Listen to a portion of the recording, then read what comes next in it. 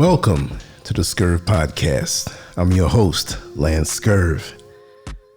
Today's title and topic is going to touch deep because maybe you thought about this before, maybe you didn't, but it's definitely something you felt. Is it normal to outgrow your family when family no longer feels like home? I've seen this happen in different families. Say, for example, you have a child that goes away to live with other family members for a few years, and they come back and they see their core family with different eyes. Maybe the things that they're indulging in, maybe the type of gossip they're indulging in, or maybe they just matured at a faster rate and can see their family for who they are. It doesn't mean they don't love them. They just see below the facade. And sometimes when you're younger, you don't really see your family as they are. But for many people, it comes a point where they've outgrown them. Is it bad? I wouldn't say so. But sometimes it's uncomfortable. There comes that moment when you realize you've outgrown your family. Not just disagreed with them, not just needed space, not just created distance, but truly outgrown them.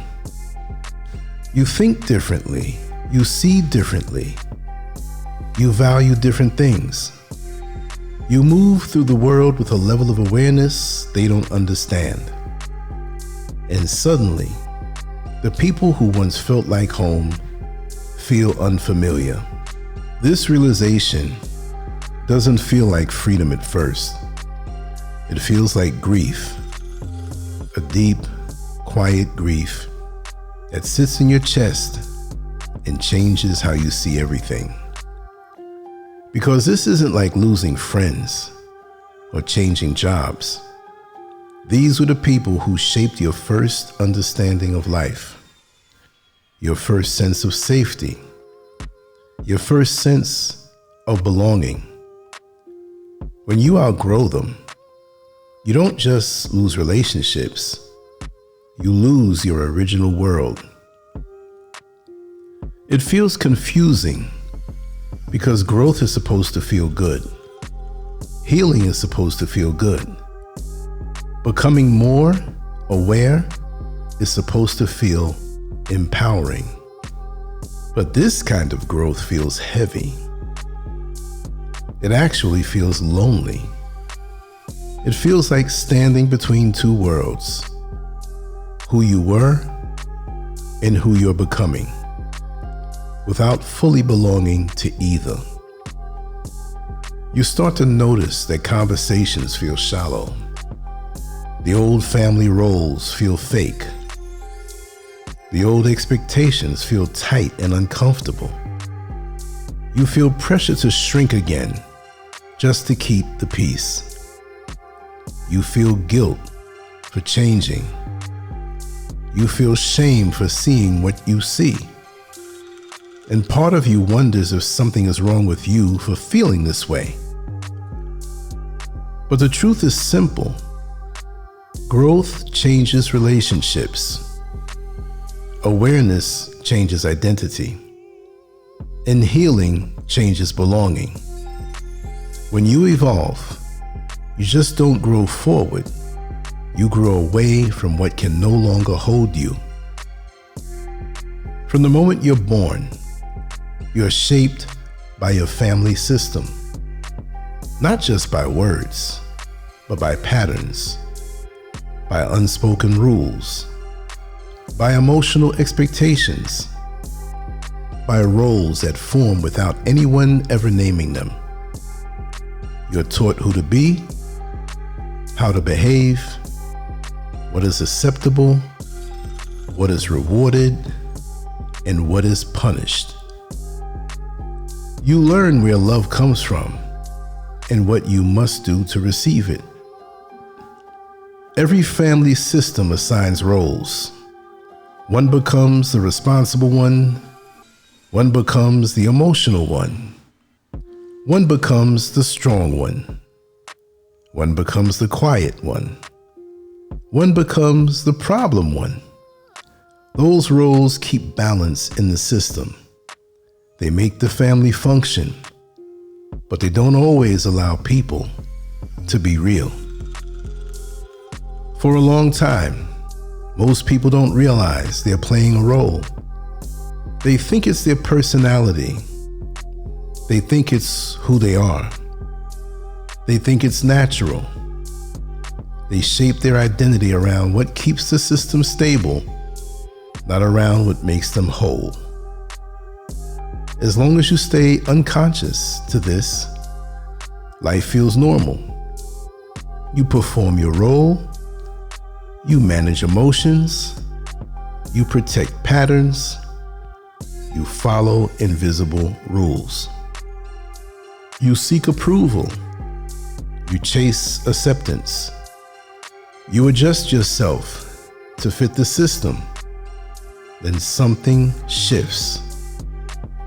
You gain awareness. You gain perspective. You start questioning what you were taught. You start noticing patterns.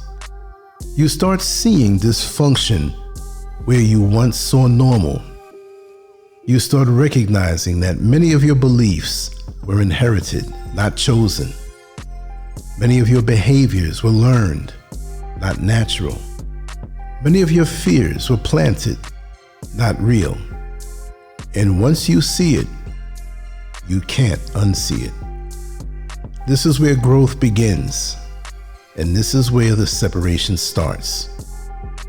At first, most people resist the truth. They minimize it. They excuse it. They normalize it. They say every family has problems. They say they're just being sensitive. They say it's not that bad. They try to stay comfortable inside the old story. Because accepting the truth means accepting something painful. The foundation of your identity was built inside a system that didn't fully support your wholeness. Eventually, the gap becomes too big. The person you're becoming no longer fits the role you've been given. You can't pretend anymore. You can't perform anymore. You can't ignore what you see anymore. You feel fake when you're around them. You feel smaller. You feel tense. You feel disconnected from yourself. And then the grief starts. Not grief from losing people. Grief for losing illusions. Grief for the family you thought you had. Grief for the love you believed was unconditional. Grief for the safety you assumed was real. Grief for the version of yourself that only existed to survive this system. You begin rethinking your memories. You start questioning what was real and what was performance.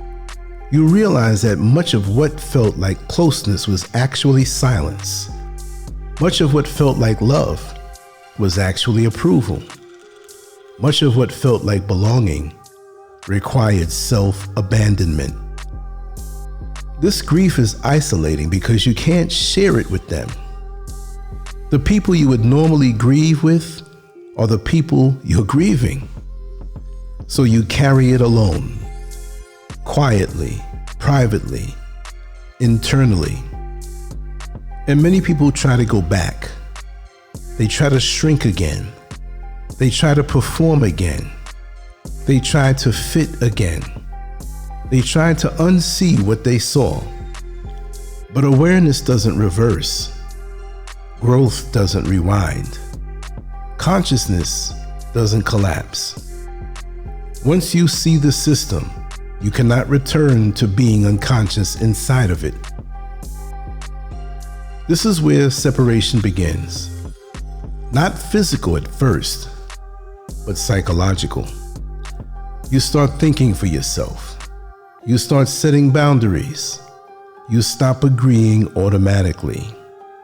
You stop managing emotions that aren't yours. You stop carrying roles that no longer fit. This creates fear in the family system because the system depends on stability. It depends on predictability. It depends on roles. When one person changes, the system feels threatened. So resistance appears. Guilt, pressure, blame, gaslighting, emotional manipulation, labeling, silence, rejection, control, distance, conflict. Not because you are wrong, but because your growth disrupts comfort. Your healing exposes patterns. Your awareness exposes dysfunction. Your authenticity exposes performance. Your boundaries expose control. And that feels unsafe to people who depend on the system staying the same. This is where many people internalize guilt. They feel selfish, they feel wrong, they feel cruel. They feel like they're abandoning their family. But growth is not betrayal. Healing is not abandonment. Awareness is not cruelty. Boundaries are not violence. Choosing yourself is not an attack on others. The lonely gap between who you were and who you are. This stage is the hardest. You are no longer who you were, but you are not yet fully who you are becoming. You feel alone, unanchored, disconnected. You question yourself. You doubt yourself. You miss what was familiar, even if it was unhealthy. You feel guilt for leaving. You feel guilt for staying attached. You feel guilt for growing. You feel guilt for grieving. You still care. You still feel. You still wish things were different. You still want love. You still want understanding. You still want connection. That doesn't mean you're failing. It means simply that you're human. You see, healing doesn't erase love. Growth does not kill attachment. Awareness does not delete history. This phase is uncomfortable because identity is being rebuilt. Old programming is dissolving. Old patterns are breaking. Old beliefs are falling apart. You're forming a new self that is not defined by roles, fear, approval, or survival. Eventually, something does change. You begin to stabilize. You begin to trust yourself. You begin to live from your values instead of your conditioning. You begin choosing peace over approval, truth over comfort, health over belonging. You develop a sense of identity that does not depend on validation. You build relationships based on respect, not obligation. You create connections based on truth, not roles. You choose environments that support your growth instead of suppressing it. Some people can maintain limited contact with family while staying emotionally grounded. Others need distance to protect their healing. Both are valid. Neither is wrong. What matters is psychological separation. The ability to be yourself without fear, guilt, or collapse. True freedom is not cutting people off. True freedom is no longer being controlled by their expectations. True freedom is no longer defining yourself through their limitations. True freedom is no longer needing their approval to exist. You stop living in reaction. You stop living in rebellion. You stop living in performance, and you start living in truth. and you realize something powerful. You didn't lose your family. You lost an illusion of what family was supposed to be. What you're grieving is not just people. You're grieving a dream, a hope, an idea, a version of connection that never fully existed. You're grieving what you deserved but didn't receive. You're grieving what you needed but didn't get. You're grieving what you hoped would change but never did. And that grief is real. It's valid. It's necessary. Outgrowing your family is not a failure. It's not a weakness. It's not a betrayal. It's not selfishness. It's a sign that you are becoming conscious, whole, and self-aware. The peace you feel is not proof that you're wrong. It's proof that you're changing. It's proof that you're separating from patterns that no longer serve your health. You are not broken from seeing what you see. You're not wrong for feeling what you feel. You're not cruel for choosing growth over comfort. You're not evil for choosing peace over chaos. You're becoming whole. This process is painful because it costs illusions. It costs fantasies. It costs false safety. It costs familiar roles. It costs old identities. But what it gives you is real. Real peace, real identity, real freedom, real connection, real self-trust. You're not losing your family. You're losing the version of yourself that only existed to survive inside a system that couldn't hold your truth. And on the other side of that loss is something powerful. You get your life back. You get your voice back. You get your identity back. You get your wholeness back. You get to become who you were always meant to be, not who you were trained to be. And you see, there's so many families that I've known where there was one person or maybe two people. The bigger the family, the more individuals there might be. It might be just one. And that one might have suffered for many years or even decades with their proximity to this dysfunctional system. But when they finally woke up, there was a ripple throughout that family. Either they pushed that family member out, or they embraced them to a point, but there was a lot of chaos. Sometimes you see a room that looks perfectly clean, but it hasn't been cleaned in months. And there'll be people who don't want to touch it because it looks okay, but they know it needs cleaning. And you'll have that one who goes in there with the broom, the mop, the dustpan, and in cleaning the room, which is necessary, there's dust all over the place. So it looks like this one person is creating a mess, but they're actually doing that household a favor by cleaning that room, a place where everyone neglected to take responsibility. So that one person, in my eyes, for seeing things for what they are in that dysfunctional family, right? And we throw that word around a lot, but there are different levels to dysfunction, from mild to severe. But whenever anybody wakes up to see that what's going on with the proximity of the different family members is not authentic and not real, superficial, following a script that doesn't fit everybody, that person who wakes up to see it for what it is, to me, is the hero of that bloodline. You wouldn't know the names if I told you, but there are many families that I grew up around that had these issues where there was one person who woke up to the foolishness.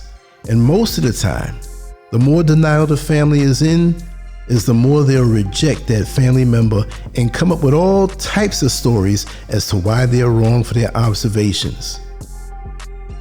Unfortunately, I dated a young lady whose father molested the majority of his children.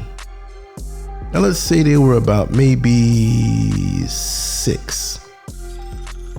Well, 5 of them or 4 of them got touched by the father in a very bad way.